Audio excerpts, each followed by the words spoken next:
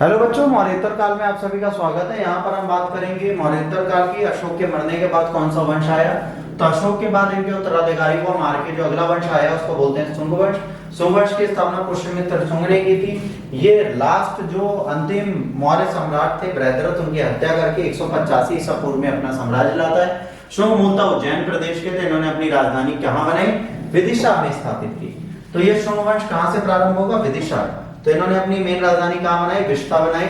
और इन्होंने किसी प्रकार की राजनीतिक उपाधि धारण नहीं की। पुष्यमित्र शुंग कट्टरवादी ब्राह्मण था। अश्वमेध यज्ञ का अनुष्ठान किए। पतंजलि उसका राजपुरोहित था। हिंदू धर्म को उसने पुनर्जीवित किया। पुष्यमित्र शुंग ने अशोक द्वारा निर्मित 84,000 स्तूपों को नष्ट कर दिया। शुंग काल में विदिशा का राजनीतिक सांस्कृतिक महत्व सर्वाधिक हो गया। मनुस्मृति के वर्तमान स्वरूप की रचना शुंग काल में हुई। मनु ने विपत्ति के समय ब्राह्मणों को अपने वर्ण से भिन्न पेशा अपनाकर जीविका चलाने की छूट प्रदान की। जहां नारियों की पूजा होती थी वहां देवता निवास करते हैं, ये इन्होंने बोला। इसके बाद भागवत वंश के नवे शासक भागवत शासन के 14वें वर्ष तक्षशिला में यवन शासक एंटी याल्किड्स राजदूत हेलोडोस विदिशा में वासुदेव के सम्मान में गरुड़ स्तंभ की स्थापना की। ये इंपॉर्टेंस रखता है, इसको याद कर लीजिएगा।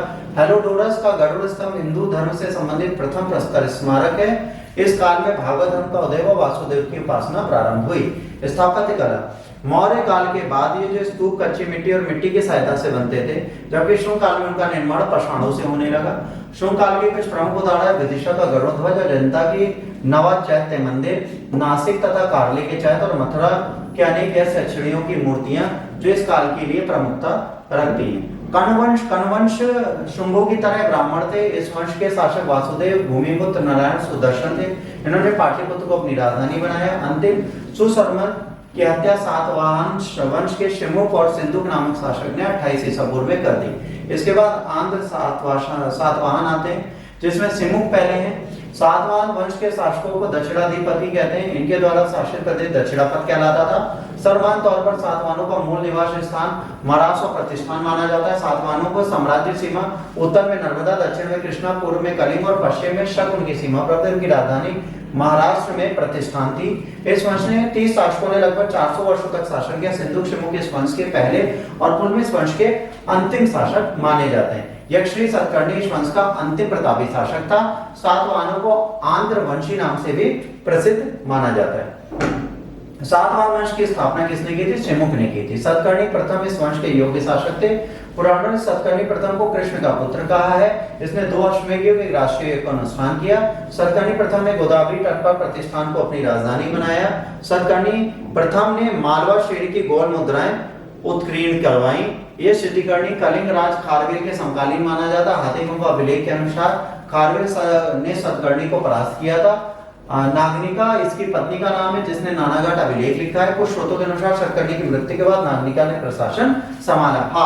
हाल एक बहुत बड़ा कवि तथा कवियों में सबसे विद्वानों का आश्रयदाता था। गथा सप्तशती नामक प्राकृत भाषा में उसने महाकाव्य की रचना की। उसकी राज्यसभा में मुराद तथा शरवर्मन निवास करते थे।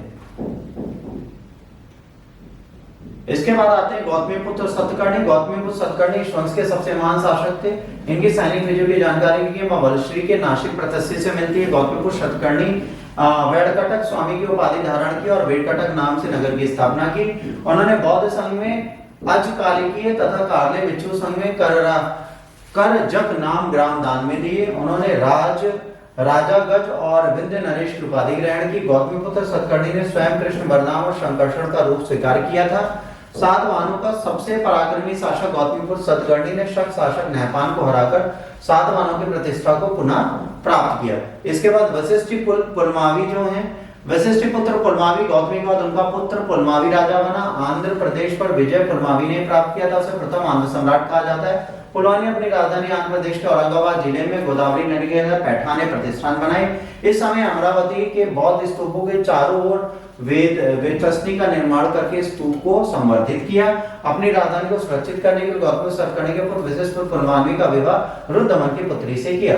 पुलमावी को दक्षिणापथेश्वर कहा जाता है। रुद्रदमन शकों के छीने गए प्रदेश को वशिष्ठपुर ने छीन लिया और उसे 2 बार पराजित किया।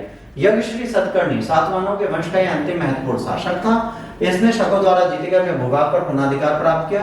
इनके सिक्कों पर जहाज के चित्र बने थे। उन्हें जलयान या समुद्री व्यापार के प्रति प्रेम सूचक माना जाता है। रुद्रवन की मृत्यु के बाद सातवाहन वंश के अंतिम प्रतापी शासक एगरी सतकर्णी उस क्षेत्र पर फिर से अधिकार प्राप्त किया।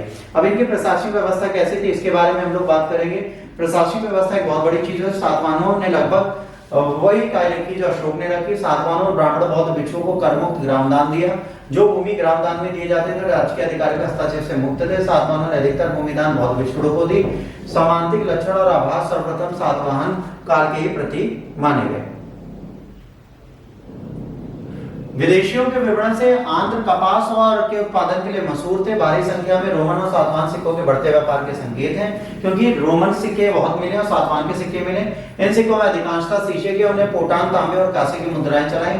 बड़ो सातवाहन का प्रमुख अंतरराष्ट्रीय बंदरगाह था और व्यापारिक केंद्र था। सातवाहन काल में व्यापार व्यवसाय में चांदी और तांबे के सिक्कों का प्रयोग होता था। सामाजिक स्थिति की अगर बच्चों बात करें, सातवाहन दक्कन के एक कबीले के लोग थे, लेकिन ये वे ब्राह्मण बना दिए गए। यद्यपि राजाओं का नाम मात्र प्रधान था, किंतु सरता सातवाहन राजकोट प्रतिष्ठात्मक था कि वे राज सिंहासन का उत्तराधिकारी पुत्री होता था। गौतमीपुर सतकर्णी चतुर्वर्ण 4 वर्ण वाली व्यवस्था को फिर से स्थापित किया। वर्ण संकर व्यवस्था को रोका। वर्ण संकर को प्रथाओं को रोकने के लिए 4 वर्णों की प्रथा को उसने पुनर्स्थापित किया। श्रेणी के प्रधान को श्रेष्ठी तथा श्रेणी के कार्यालय को निगम सभा कहा जाता था। सांस्कृतिक स्थिति सातवाहन काल में पश्चिम तथा दक्कन और महाराष्ट्र में अत्यंत दक्षिण और लगन के साथ ठोस चट्टानों को काटकर चैत्य और विहार बनाए गए।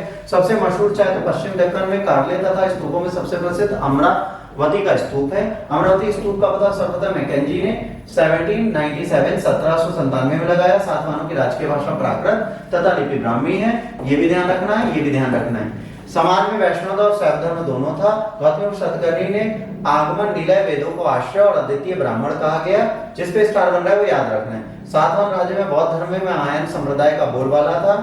सातवाहन काल में दक्षिण में बौद्ध धर्म का सर्वाधिक गौरवशाली युग चलता रहा। आंध्र प्रदेश में नागार्जुन कोंडा और अमरावती में सातवाहनों के शासन में बौद्ध संस्कृति के महत्वपूर्ण केंद्र बन गए। इसके बाद आता है वाकाटक। सातवाहनों के पतन के बाद दक्कन में सबसे प्रमुख शक्ति वाकाटक चली। विंध्य शक्ति इसी वंश के संस्थापक थे। प्रवरसेन प्रथम ने इस वंश को सबसे प्रतापी शासक था, जिसने 4 अश्वमेध यज्ञ किए। कालांतर में वाकाटक की 2 शाखाएं हुई, नंदीवर्धन और वत्सशुल्ल। नंदीवर्धन की शाखा का संगठन नागपुर में रुद्रसेन प्रथम ने किया